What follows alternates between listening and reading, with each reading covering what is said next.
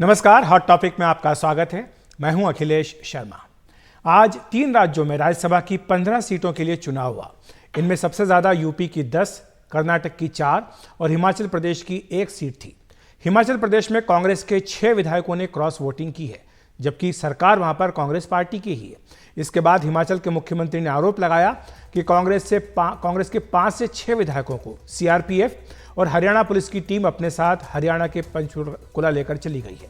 पंचकुला के सेक्टर में 1 में स्थित पीडब्ल्यूडी रेस्ट हाउस की सुरक्षा बढ़ा दी गई है। इस रेस्ट हाउस को आम जनता के लिए पूरी तरह बंद कर दिया गया है। जो विधायकों को लेकर सीआरपीएफ की और हरियाणा पुलिस की कॉन्वे जो लेके गई है, वो 5-6 विधायकों को लेकर गए हैं। और निश्चित तौर पर मैं कह सकता हूं कि जो लोग गए हैं उनके परिवार के लोग उनसे संपर्क कर रहे हैं और वो अपने परिवार से जरूर संपर्क करें।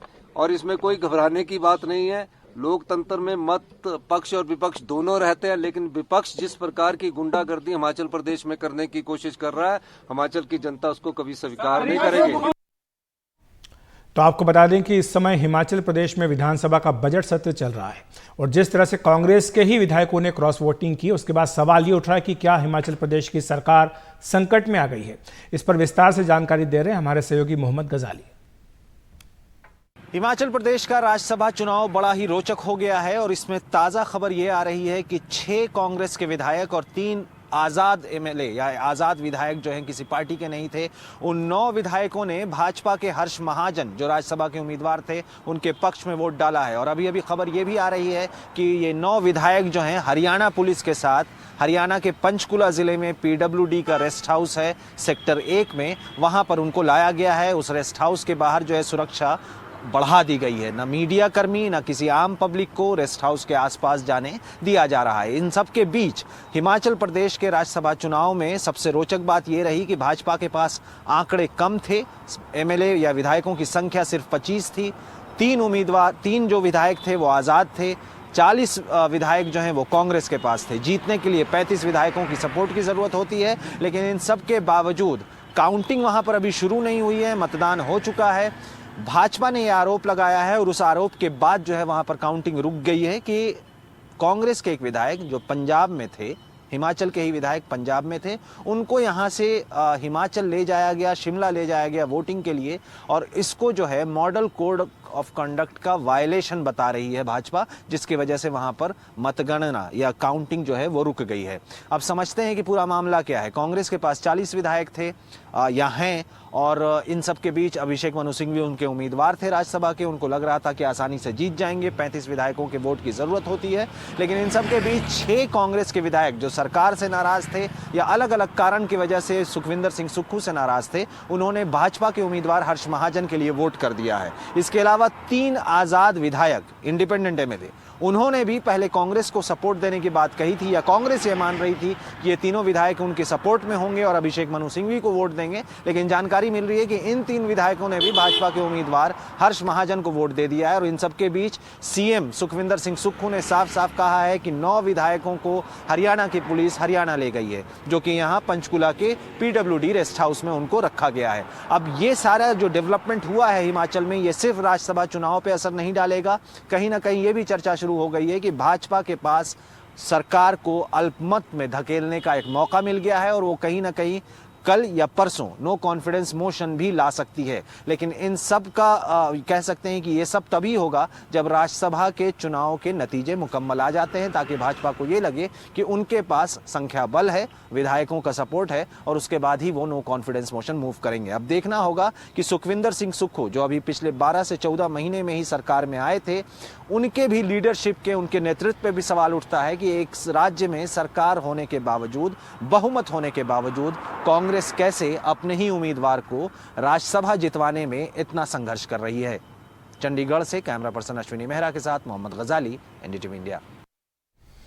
और बड़ी खबर कर्नाटक से भी आ रही, जहां पर अजय माकन समेत कांग्रेस के तीनों उम्मीदवार जीत गए हैं। बीजेपी के एक एमएलए ने यहां पर क्रॉस वोटिंग की, एक अन्य बीजेपी विधायक गैर हाजिर रहा। यानी एनडीए को केवल एक ही सीट पर जीत मिली है, जबकि बीजेपी और जेडीएस के जो साझा उम्मीदवार थे डी कुपेंद्र रेड्डी, वे अपना चुनाव हार गए। और वहीं यूपी की बात करें तो 10 सीटों के लिए वोटों की गिनती जारी है। सभी वोट यहां पर वैध पाए गए हैं। सपा और एसबी एसपी की आपत्तियां इलेक्शन कमीशन ने यहां पर खारिज कर दी हैं। और उत्तर प्रदेश में आज बीजेपी ने विपक्ष के किले में जबरदस्त सेंधमारी कर लोकसभा चुनाव के लिए अपनी जमीन मजबूत कर ली है। आज सपा के 7 और बसपा के 1 विधायक ने बीजेपी के लिए वोट किया, जबकि सपा की 1 विधायक गैर हाजिर रही। आइए समझते हैं कैसे बीजेपी ने इसके जरिए लोकसभा की अपनी रणनीति को अंजाम दिया है। अमेठी और रायबरेली पर बीजेपी का खास तौर से फोकस रहा है, जो राज्यसभा चुनाव में सामने आया। अमेठी से सपा के 2 विधायक बीजेपी के साथ चले गए और रायबरेली से 1।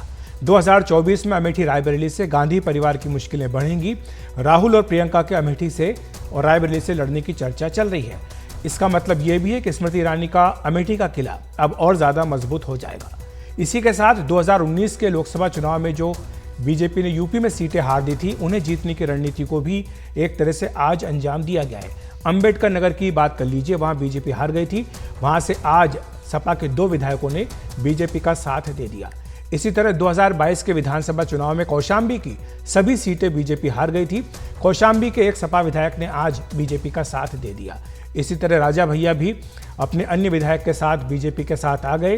सपा के ऊंचाहार के विधायक मनोज पांडे, गौरीगंज के विधायक राकेश सिंह, गोसाईगंज विधायक अभय सिंह, जलालपुर विधायक राकेश पांडे, कालपी विधायक विनोद चतुर्वेदी, चायल विधायक पूजा पाल, बिसौली विधायक आशुतोष मौर्य और रसड़ा से बसपा विधायक उमाशंकर सिंह आज बीजेपी के साथ आ गए। वहीं अमेठी से सपा की विधायक महाराजी देवी गैर हाजिर रही हैं। और इसी पर चर्चा करने के लिए हमारे साथ 2 खास मेहमान जुड़ रहे हैं। शलभमणि त्रिपाठी बीजेपी के विधायक, साथ ही सुरेंद्र राजपूत जी प्रवक्ता कांग्रेस। आप दोनों का बहुत बहुत स्वागत है एनडीटीवी इंडिया पर। सबसे पहले शलभ जी आपके पास आना चाहूँगा, जिस तरह से आज बड़ी संख्या में सपा के विधायकों ने पाला बदला है, क्या सीधे तौर पर यह न केवल राज्यसभा बल्कि कहा जाए कि लोकसभा चुनाव के लिए भी बीजेपी की रणनीति की झलक दिखा रहा है? अखिलेश जी, देखिए, आप तो बहुत ही एक्सपीरियंस्ड हैं, बहुत सीनियर हैं।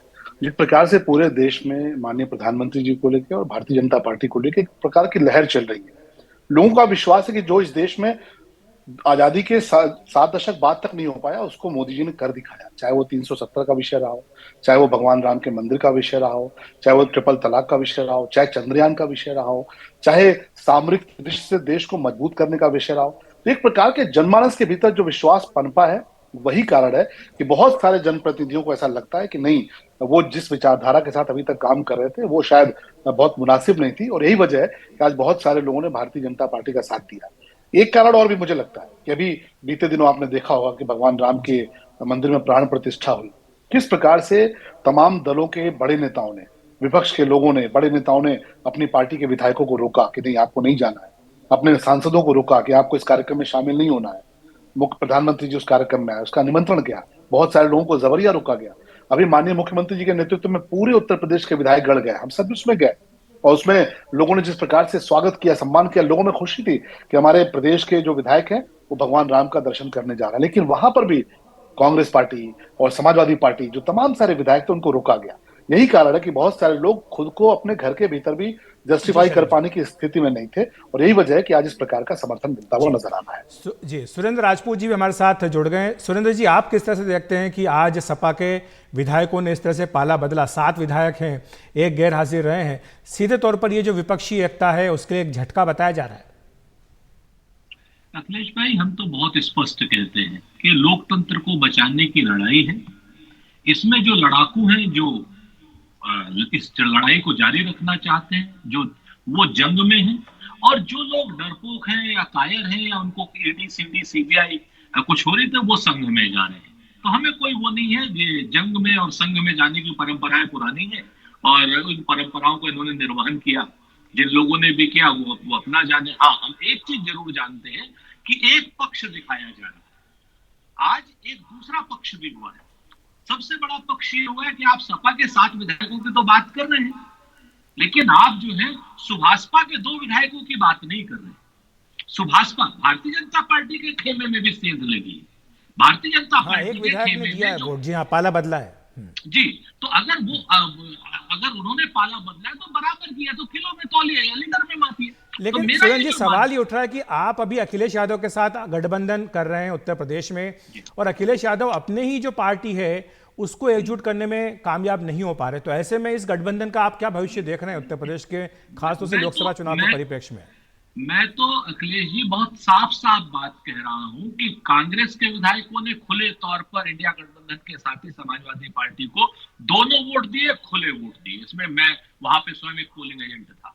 एक चीज, हमने अपना 100% दिया। दूसरी बात, जब आदमी प्रतिपक्ष में होता है तो सत्ता पक्ष के तमाम तरीके हैं दबाव देने के, चाहे वो ईडी हो, चाहे वो सीडी हो, चाहे लोकल पुलिस हो, चाहे सीबीआई हो। बस समय की कमी, माफी चाहता हूं सुरेंद्र जी, शरद जी के पास आना चाहूंगा इसी आरोप पर आपका जवाब कि ये खरीद फरोख्त की गई है, खुलेआम में उनको लालच दिया गया, दबाव डाला गया, इसलिए वो आपके साथ आए। देखिए, नीतीश कुमार जी को कौन खरीद सकता है, आप जरा बताइए। नीतीश कुमार जी जब राहुल गांधी जी वहां पर नहीं गए थे, तब वहां पर इनकी इंडी गठबंधन की सरकार थी। राहुल जी के पांव पड़े, वहां पे एनडीए गठबंधन की सरकार हो गई। राहुल जी के पांव बंगाल में पड़े, ममता बनर्जी जी ने साथ छोड़ दिया। महाराष्ट्र में देवड़ा जी ने साथ छोड़ दिया। और उत्तर प्रदेश में राहुल जी के पांव अभी तक नहीं पड़े थे। सुरेंद्र भाई, उत्तर प्रदेश में जैसे ही आगमन हुआ है, आप देखिए किस प्रकार से, और अभी तो होड़ लगी पड़ी है।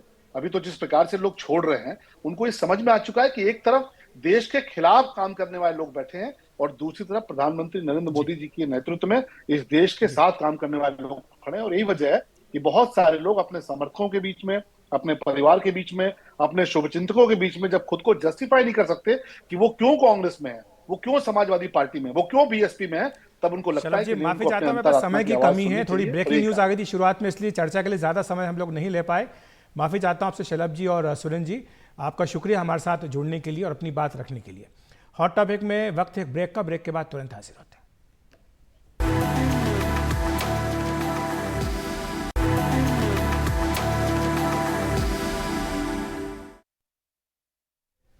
इस बीच आम आदमी पार्टी ने लोकसभा चुनाव के लिए दिल्ली और हरियाणा के अपने उम्मीदवारों के नामों का ऐलान आज कर दिया है। कांग्रेस के साथ गठबंधन में आम आदमी पार्टी दिल्ली की 4 और हरियाणा की 1 सीट पर चुनाव लड़ने जा रही है।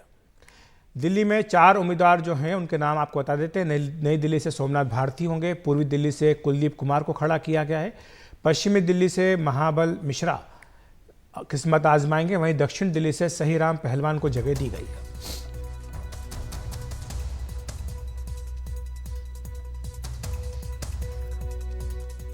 और हॉट टॉपिक में आज इतना ही। नमस्कार।